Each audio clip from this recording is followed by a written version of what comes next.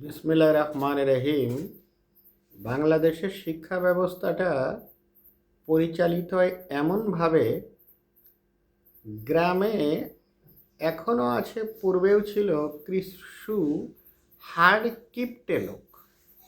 সে তার সন্তানদেরকে মানুষ করতে চায় না, লেখাপড়ায় টাকা ইনভেস্ট করতে চায় না। সে চায় তার সন্তান হাল চাষ করুক, অর্ধেক সময় তাকে বিভিন্ন কাজে সহযোগিতা করুক, আর ওই করা ন করা লেখাপড়া করুক। তা বিগত দিনে স্বাধীনতা পরবর্তীকালে বাংলাদেশের শিক্ষা ব্যবস্থাটা সেই গ্রামের হাড় কেপ্টে লোকের মতো পরিচালিত হয়েছে।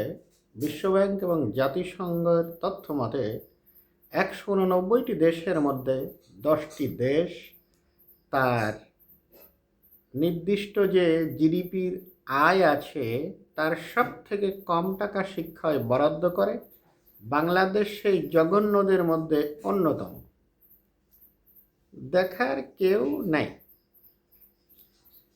আমি একটা ছোট্ট পরিসংখ্যান দিই, সেটা হলো we were A part of Pakistan on some time.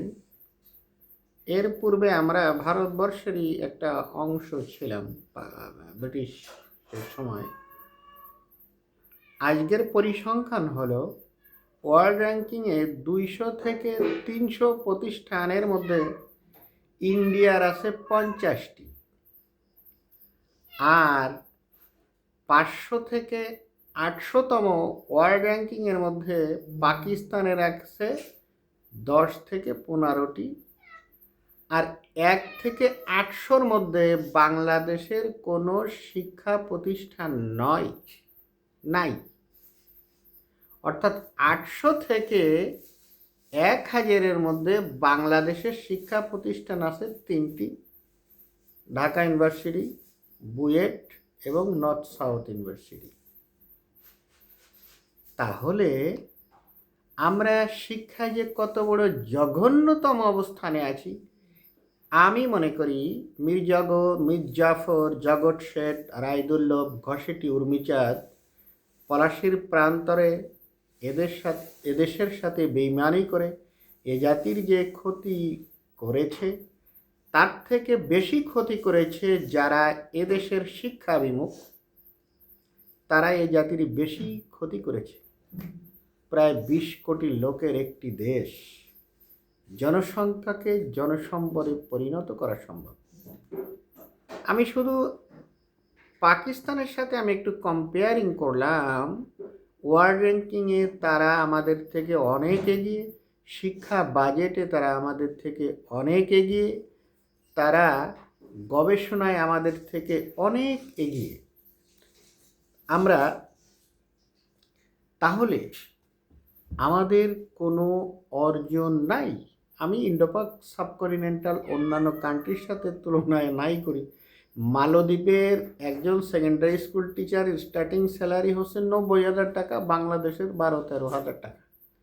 লজ্জার একটা সীমা থাকা উচিত। আমি মনে করব আমাদের বর্তমান শিক্ষামন্ত্রী মহোদয় সায়েন্স ব্যাকগ্রাউন্ড, ঢাকা ইউনিভার্সিটি কেমিস্ট্রিতে পড়েছেন, পরে আমেরিকাতে পড়েছেন এবং আরও উচ্চশিক্ষা রয়েছে। আমাদের আর একজন প্রতিমন্ত্রী মহোদয় রয়েছেন, উনিও লেখাপড়া করেছেন বাইরে, অক্সফোর্ডে, আমি যতদূর জানি। কিন্তু চরম বাস্তবতা হলো মির্জা ফখরুল ইসলাম আলমগীর স্যারের একটা কথা মনে পড়ে যে আমলাতান্ত্রিক জটিলতা এবং রাজনৈতিক কারণে আমরা শিক্ষায় কাঙ্ক্ষিত উন্নতি করতে পারি নাই। আপনারা সব কিছু বাদ দিয়ে যদি শিক্ষায় কাঙ্ক্ষিত পুঁজি বিনিয়োগ না করেন, এখনও মাধ্যমিকের প্রায় 95% বেসরকারি, আর মাধ্যমিকের কোনো প্রতিনিধি কোথাও থাকে না এমপিওভুক্তদের। আপনারা মিটিং করেন ঢাকা কেন্দ্রিক কিছু লোক নিয়ে, কোথায় কী আছে তথ্য জানাশোনারও সেরকম কোনো সুযোগ না হওয়ার কারণে বিশ্বের একটা অথর্ব জাতিতে আমরা পরিণত হয়েছি। 150তম আইকিউ এর আমরা একটা জাতি, আফগানিস্তান থেকে 47 ধাপ পিছিয়ে। আপনাদের একটু আমি শেয়ার করতে চাই, আমি পরিসংখ্যানের বাইরে কোনো কথা বলি না। আমাদের সামরিক বাজেটের থেকে 3 গুণ হচ্ছে পাকিস্তানের সামরিক বাজেট। আমাদের অর্থনীতি তাদের থেকে অনেক ভালো। তাদের যে সামরিক উন্নতি, তাদের এক চট সহ্য করার মতো ক্ষমতা আমাদের নাই, কিন্তু আমাদের অনেক টাকা আছে। এই টাকাগুলো মিস ইউজ হয়, শিক্ষায় ব্যয় হয় না। গরিব মানুষ অত্যন্ত কষ্ট করে বিদেশে যে টাকা ইনকাম করে, গার্মেন্টস শ্রমিকরা ইনকাম করে, ইয়ন মিশনে যে ইনকাম করে, কিন্তু আমলাতান্ত্রিক জটিলতা এবং রাজনৈতিক কারণে আমরা শিক্ষায় কাঙ্ক্ষিত পুঁজি বিনিয়োগ করতে পারি না। 5%-এর জায়গায় 2%ও করি না।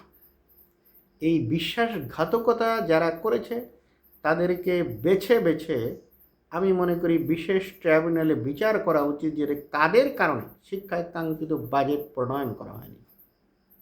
শহীদ প্রেসিডেন্ট বীর উত্তম জিয়া রহমান, উনি মাত্র 3,700 কোটি টাকার বাজেটে এমপিওভুক্ত শিক্ষকদের 50% প্রদান করে জাতীয় বাজেটে অন্তর্ভুক্ত করেছিলেন। তার মৃত্যুর মধ্য দিয়ে শিক্ষায় ওখানেই দাঁড়িয়েছে, ক্রম অবনতি হয়েছে, পরবর্তীতে আর কোনো উন্নতি হওয়ার সুযোগ সেরকম হয়নি। আমরা আশা করব বর্তমান সরকার এই শিক্ষা ব্যবস্থাটা নিয়ে একটু যুগোপযোগী ভাববেন। চীন জাপানের সাথে আমাদের ভালো সম্পর্ক আছে, তাদের সহযোগিতা আমরা নিতে পারি, তারা প্রতিষ্ঠান করে দিক আমাদেরকে।